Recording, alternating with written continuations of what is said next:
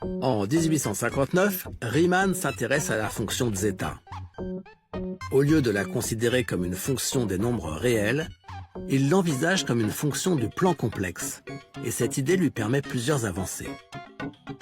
D'abord, il trouve une meilleure approximation de la répartition des nombres premiers, qu'on note aujourd'hui Ri de x, puis il se rend compte qu'il est possible de transformer la fonction Ri de x en une description exacte de la répartition des nombres premiers. Mais la transformation fait usage d'un ingrédient spécial, les zéros de la fonction de zeta. C'est donc elle la clé qui pourrait révéler l'ordre caché parmi les nombres premiers. Pour le comprendre, on va regarder cette fameuse fonction de zeta de plus près. Comme elle est définie sur l'ensemble des nombres complexes, sa représentation n'est pas une simple courbe, mais une surface. Cette surface compliquée représente donc la fonction de zeta que Riemann a réussi à prolonger sur tout le plan complexe, à l'exception d'un point unique. Au centre du paysage se dresse en effet un pic vertigineux, l'image de 1 par la fonction de zeta dont la valeur est infinie.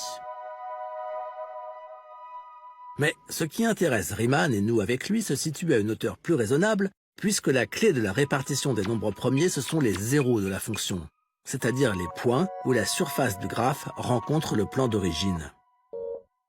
Et les zéros, la fonction de zeta en a plein, une infinité pour être exact.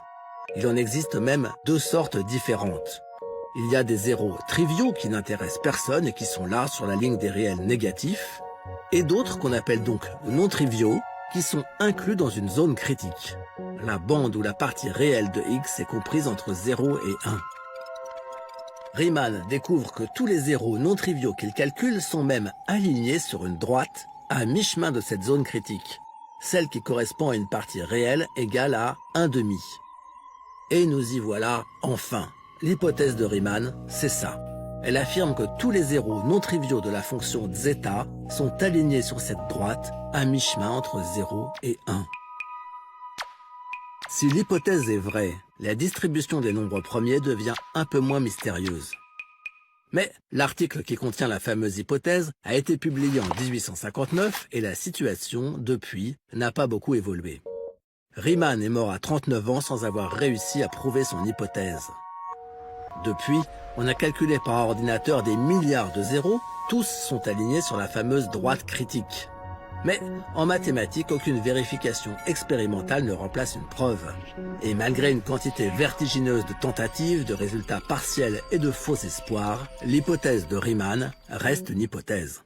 Une hypothèse que la communauté mathématique considère unanimement comme vraie, mais une hypothèse tout de même.